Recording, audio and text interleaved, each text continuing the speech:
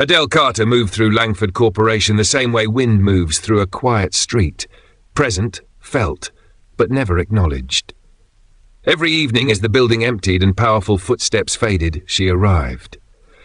A black woman in a plain uniform pushing a cleaning cart with a squeaky wheel that had been ignored just as long as she had.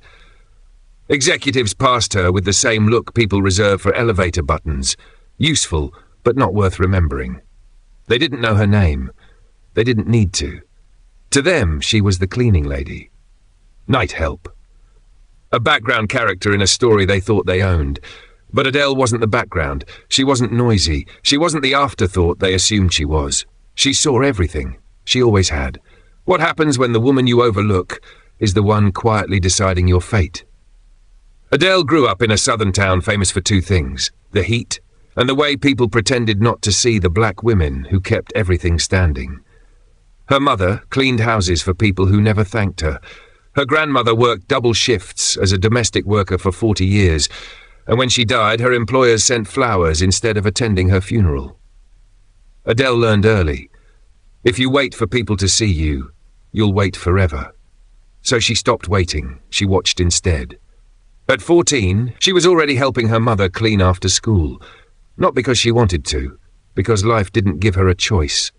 Responsibility came early, and rest came last. But what life didn't teach her in comfort, it taught her in perception. Adele's eyes were sharp. Her ears are sharper. She understood the world by observing the small things: tone, hesitation, carelessness. By the time she was grown, she could read people the way others read news headlines. And at Langford Corporation, she read them all. Every night she entered offices that smelled of expensive cologne, stale stress, and secrets. Her work wasn't glamorous, but it gave her access to the most important thing powerful people leave behind: traces. Documents left on desks, notes scribbled on whiteboards, half-whispered conversations that executives forget as soon as they walk out the door. Adele listened, not nosy, not intrusive, just aware. The way black women have always had to be. Scott Langford, the CEO, never looked at her long enough to recognize her face. He'd breeze past her, talking about dead weight in the company while she was mopping the floor right beside him. He'd complain about lazy staff while knocking over his own coffee mug, then glare at her like she owed him an apology. A man born into comfort. A man who equated wealth with worth. A man who thought respect was optional for people under him. Adele didn't react. She never reacted. Reactions cost energy. Silence saves it. But silence isn't weakness. It's a strategy. Every night she watched executives slip out of the building, gossiping about promotions, affairs, and bonuses that seemed to only circulate among people who looked nothing like her. She watched interns rise faster than workers who'd been there for decades. She watched the same patterns repeat, privilege rewarding privilege. Adele didn't envy them. She studied them, because she knew something they didn't. People reveal the most when they think you don't matter.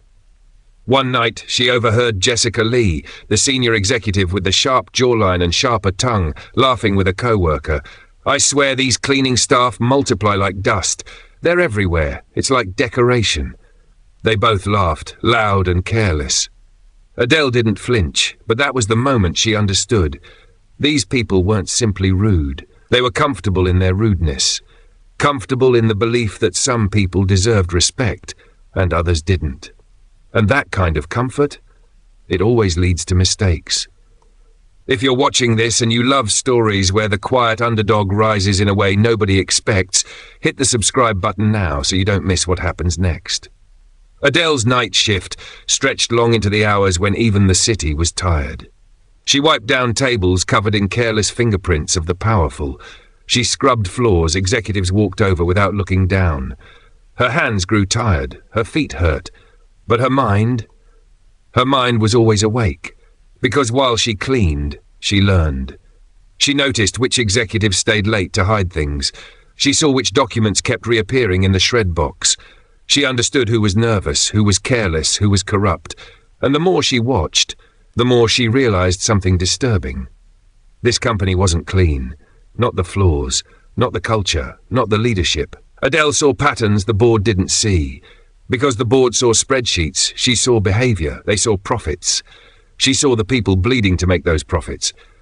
And then there was Scott, the untouchable, the golden CEO, the man who believed the company couldn't survive without him. He once brushed past her so hard he knocked her into a cart. He didn't apologize, he didn't look back, he didn't even slow down, just said, "Clear the hallways next time." Adele steadied herself, wiped her uniform, kept moving, but inside something shifted. Not anger, awareness. He wasn't just arrogant, he was reckless. Recklessness always leaves footprints, and Adele followed them, because when the powerful think you're invisible, they make the kind of mistakes that can cost them everything. She went home each night to a small, quiet apartment, nothing fancy, nothing glamorous, but filled with a peace that money couldn't buy. There, she'd talk to Mabel, her older friend, almost a second mother. Mabel had lived enough life to recognize storms before they formed. She'd tell Adele, "Baby, don't let the world rush you, the slow rise lasts longer." Adele held on to that, because every night at Langford Corp the rise, her rise, was happening slowly, quietly, steadily, while they dismissed her. She was paying attention. While they mocked her, she was preparing. While they looked down on her, she was already building the platform she'd eventually stand on. She wasn't planning revenge. She wasn't planning a takeover. She was planning a life where she'd never be spoken to the way Scott spoke to her. A life where dignity wasn't negotiable. But none of them knew the truth. The woman they refused to look at was about to become the one they'd never forget. The mockery didn't start loudly. It started the way disrespect usually begins. Quietly, confidently, and with the kind of arrogance that grows when no one ever checks it. The first time it happened, Adele was wiping down the glass conference room table after a late meeting. A group of junior executives walked past, laughing about weekend plans and bonuses like life was one long commercial break. One of them glanced at Adele and muttered, "She walks so slowly. No wonder she cleans at night." They laughed. Not because the joke was funny, but because they knew she couldn't respond without risking her job. That was the real humor for them. Power without accountability. Adele didn't lift her eyes. Mockery is loudest when the target refuses to echo it. But she felt it. Every word, every look, every assumption that she was beneath them. Because disrespect is never about the action, it's about the permission behind it. The permission grew. Interns began leaving their trash on the table instead of the bin. Executives stopped saying "excuse me" when squeezing past her cart. A few even snapped their fingers when they needed something picked up, like she was furniture that moved on command. But the face of the mockery, the one who carried it like perfume, was Jessica Lee. Jessica didn't hide her disdain. She wore it like part of her wardrobe. Always the last to arrive, always the loudest in meetings, always the quickest to turn a moment into a power play. One evening, Jessica was standing with two other executives near the elevators when she spotted Adele polishing the marble floor. Jessica tilted her head, smirked, and said, "Some people belong on the floor and some people belong in the boardroom." The others laughed on cue. Adele kept polishing, not because she didn't hear it, but because she didn't store insults. She catalogued them. She filed that moment away the way she filed every receipt, every document, every irregularity she'd seen in the company over the years. Because Adele didn't react to ignorance. She prepared for it. But even preparation has limits, and every storm needs a trigger. For months, the office environment grew colder in ways that had nothing to do with temperature. Complaints from staff mysteriously disappeared. Department budgets didn't make sense. Expenses were signed off without explanation. People who spoke up were reassigned or quietly dismissed. Adele didn't see the spreadsheets, but she saw the consequences. The tension, the fear, the quiet meetings behind closed doors where executives whispered like children hiding a broken vase. Meanwhile, the disrespect toward her grew bolder. One morning, an intern bumped into her cart, spilling coffee everywhere. Adele instinctively reached for the towels, but the intern just looked down at her and said, "You're paid for this, right?" Jessica walked by moments later, added, "Make sure you get the stain out. Coffee sticks, you know." She didn't wait for a response. She never did. Adele eased down to her knees, cleaned the mess, and rose without letting the humiliation reach her face. Because she understood something they didn't. People who rely on belittling others aren't powerful. They're terrified of being small. But the moment mockery tries to rewrite your identity, that's when it becomes dangerous. Weeks later, the breaking point arrived disguised as a normal night. Adele was in the executive hallway, emptying trash bins and aligning chairs the way she always did, precise, quiet, invisible. Scott Langford stormed out of his office, phone to his ear, voice sharp enough to cut glass. He was angry. Not at her, at someone on the call. But when he slammed the phone down, he turned. And there she was. He bumped her shoulder hard, knocking the spray bottle from her hand. It clattered across the floor. Scott looked down at her like she was the inconvenience, not his behaviour. "Great," he sighed. "Clean that up. Try to be useful for once." Before she could reach for the bottle, he spilled his coffee, intentionally or not, and stared right into her eyes. "Don't just stand there. Dead weight should at least know how to mop." Adele froze. Not in fear, not in shock, in realization. That moment, the tone, the look, the entitlement wasn't new, but something inside her snapped anyway. Not a violent snap, not anger, not wounded pride. Clarity, deep, undeniable clarity. She finally understood the truth. These people didn't just disrespect her, they didn't see her. Not as a person, not as a worker, not even as a human being with a name. To them, she was a shadow with a job, and people who refuse to see you will never stop hurting you. Adele picked up the spray bottle, cleaned the floor, and walked away silently. But her silence wasn't submission. That was the night she decided something had to change. Not for revenge, not for ego, for survival, for dignity, for truth. If you're watching this and you want to see how a woman who's been pushed for years finally stands up in a way nobody expected, hit that subscribe button right now so you don't miss the next part. After the coffee incident, something in the air around Langford Corp shifted. Or maybe Adele just started paying closer attention. She noticed Scott leaving files lying around his office like breadcrumbs of corruption. She noticed Jessica panicking every time an auditor showed up. She noticed documents in the shred bin labelled with terms that didn't match the public reports. Fraud, harassment, retaliation, misallocation. Everything the company pretended to stand against was happening behind its doors.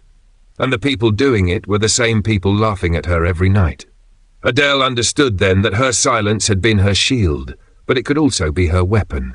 So she stopped internalizing their mockery and started collecting their mistakes. Dates, names, paper trails, digital trails, everything that mattered.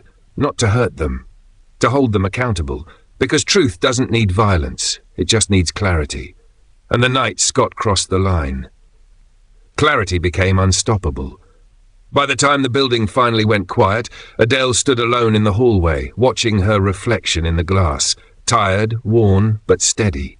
She thought about her mother, her grandmother, every black woman who had been told to swallow disrespect because that's just how the world works. Adele decided the world was overdue for correction. She gathered her things. She clocked out. She walked into the night air with a new purpose. Not fear. Not hesitation. Purpose. Because the woman they mocked, dismissed, insulted, and stepped over had finally reached her limit. And when a woman who has nothing left to lose becomes a woman with clarity, she becomes unstoppable. What none of them realized was that the quiet cleaning lady they humiliated tonight would be the one holding their future in her hands tomorrow. Adele Carter had been underestimated her entire life, but that quiet underestimation was exactly what gave her room to move, room to think, room to plan. People assumed cleaners saw nothing, but Adele saw everything. She had a master key to every floor. She had after-hours clearance when the building was silent. She had access to things executives treated carelessly because they never imagined the cleaning lady had eyes that understood. They never imagined she'd be smart enough to recognize the weight of an abandoned quarterly report, to notice signatures that didn't match, to catch discrepancies between what executives bragged about and what the documents revealed. They didn't think she had the education. They didn't think she had the capacity. They didn't think she had the audacity. But most of all, they didn't think she had ownership. Because when you only judge someone by their uniform, you forget they might own the building you're standing in. Years before Langford Corporation became a glossy tower of power, it was a failing mid-sized company drowning under bad leadership and desperate decisions. Adele was cleaning the offices one night when she overheard two managers whispering near the window, "If the stock drops any further, we're done." It was meant to be a warning. To Adele, it was an opportunity. At first, she didn't buy shares because she wasn't planning anything big. She bought them because she believed in investing in herself, her future, and the possibility that life had more for her than paycheck-to-paycheck exhaustion. Her first purchase wasn't dramatic. 1 share, then 2, then a few more. Every tax return, she bought more. Every overtime shift, more. Every holiday bonus, small as it was, went straight into Langford stock. While executives drank champagne, Adele quietly built a foundation. While Scott Langford bragged about taking the company public, Adele tracked every market dip like a second job. While Jessica Lee mocked her for being just the help, Adele bought shares with the same confidence Jessica used to sign expense reports. And the stock kept climbing, and climbing, and climbing. It's funny how life works. The people who laugh the loudest are usually the ones being outplayed the quietest. But Adele's power wasn't just in her shares, it was in her access. Executives treated their offices like sanctuaries, unaware that Adele cleaned them every night, passwords scribbled on sticky notes, confidential files left on desks, shred bins filled with documents that should have been properly destroyed. Financial reports tossed aside because someone planned to fix the numbers tomorrow. Adele never stole anything, never tampered, never broke the law. She just noticed. She noticed the CEO signing off on budgets that didn't match the department reports. She noticed Jessica's revised invoices never aligning with the originals. She noticed board members whispering about audit delays and internal concerns. Adele didn't understand everything she saw, not at first, but she understood enough to know something was wrong.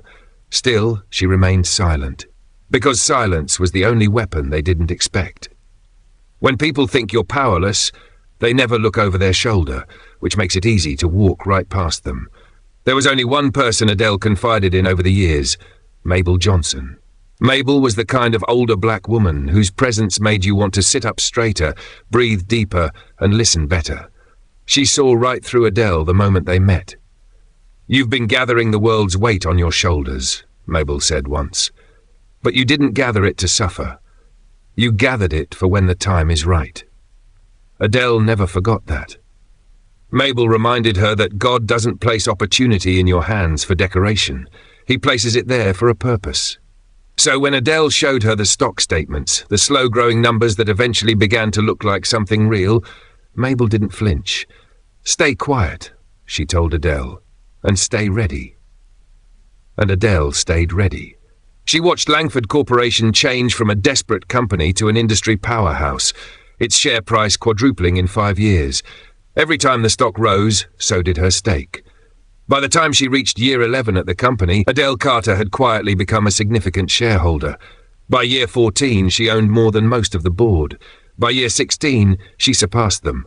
And by year 17, the year Scott called her dead weight, the year Jessica mocked her one time too many, the year the disrespect finally crossed into cruelty, Adele Carter became the majority shareholder of Langford Corporation.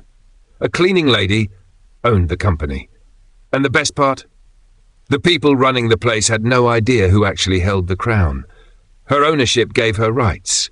Real rights. Legal rights. Rights executives assumed belonged only to them. She had the right to call a board meeting, the right to demand financial transparency, the right to question leadership, and most importantly, she had the right to remove the CEO. But Adele didn't move impulsively. She took her time. She prepared carefully. She gathered financial proof, the fraudulent reports, the altered expense sheets, the irregular funding, the unethical practices, everything that could collapse a company, everything that could remove leadership, everything that could reveal the truth they'd buried for years. And Adele, in her patience, had built a mountain of truth they couldn't climb over. If you're invested in seeing how a quiet woman flips an entire corporation on its head, hit subscribe right now. Because what happens next in that boardroom is something you don't want to miss. Adele printed the documents. She organized her shareholder statements. She put everything into a neat binder, the same way she placed cleaning supplies into her cart. Meticulous, intentional, without waste. Then she picked out a black suit.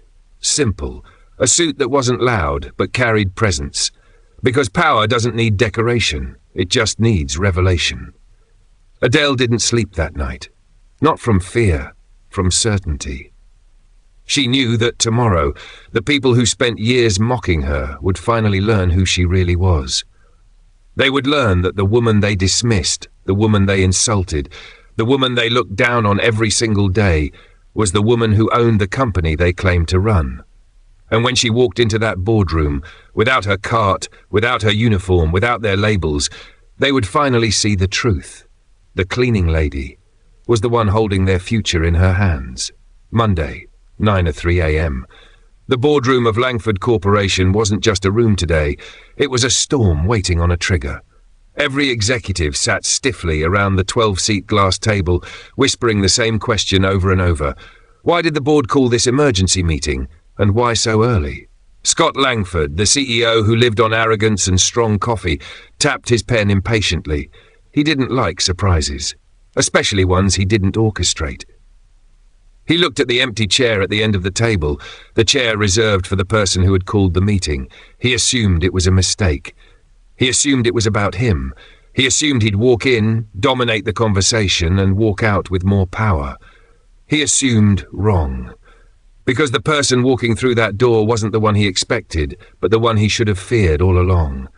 At exactly 9:04 a.m., the doors opened. No rush, no noise, just presence. Adele Carter stepped inside, not in her grey cleaning uniform, not pushing her cart, not holding a mop, broom, or even her badge. She walked in wearing a perfectly tailored black suit, the kind that didn't just fit a person, it declared them. Her natural hair was styled into a neat, proud crown. Her shoulders were square, her chin was steady, her silence was louder than any introduction. Jessica Lee, sitting closest to the door, froze halfway through sipping her latte. Her hand trembled.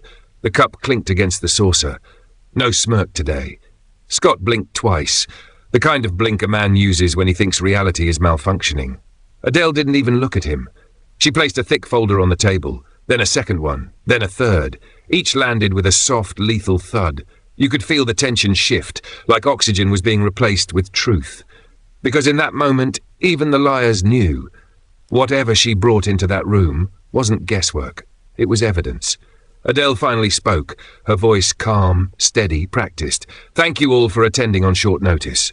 Some executives instinctively straightened their posture. Some swallowed hard. One cleared his throat nervously. Because respect isn't demanded. Real respect forces its way into the room. Scott, trying to reclaim control, leaned forward. Miss Carter, he said sharply, this meeting is for board members only. You can't be. Adele slid the top folder across the table with a single finger. Read it, she said. He hesitated, not because he respected her, but because the room did. Jessica read over his shoulder. Her face drained of colour.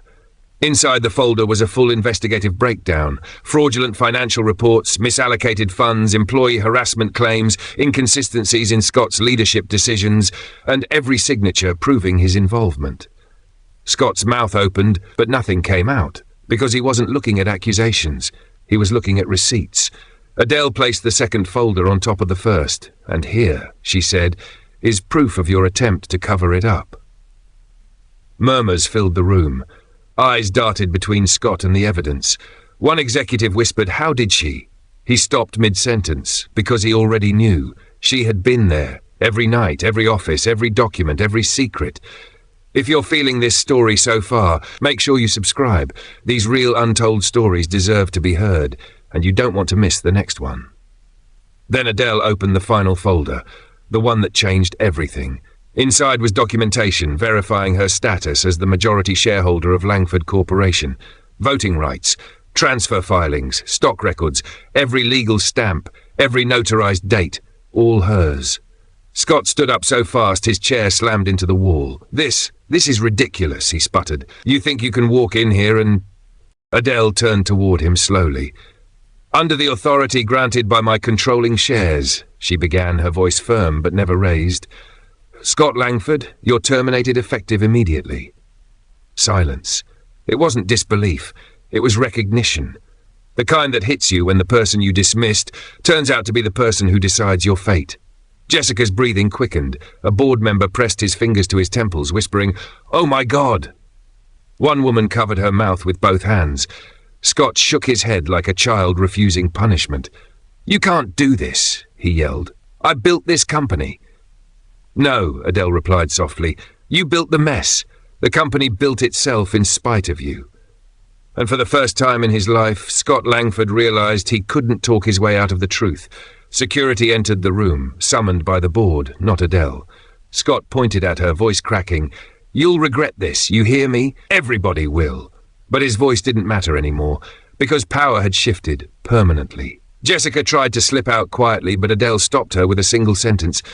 "The board will be reviewing your conduct as well. Nothing more, nothing less. Just a promise of accountability." Jessica sat back down. Her smirk was gone. Her entire career was trembling under her feet. Adele gathered the folders, not in triumph, but in closure. Then she looked around the room. Really looked. At the interns who avoided eye contact with her for years, at the executives who couldn't remember her name, at the leaders who weren't leading anything but chaos. She said, "This company will change. Starting today." Not a threat, a direction. She walked out without another word. No dramatic exit, no fist in the air, no celebration. Because when you're truly powerful, you don't perform power, you simply own it. Employees gathered in the hallway as she passed. Some stood, some nodded, some whispered thank you under their breath. Not because she fired Scott, but because she proved something they needed to believe. That dignity has value, that silence doesn't mean weakness, and that a black woman who's underestimated is a black woman about to rise. And if they didn't learn anything else that day, they learned this. Never ignore the quiet black woman in the corner. She might be the one holding the keys to the kingdom.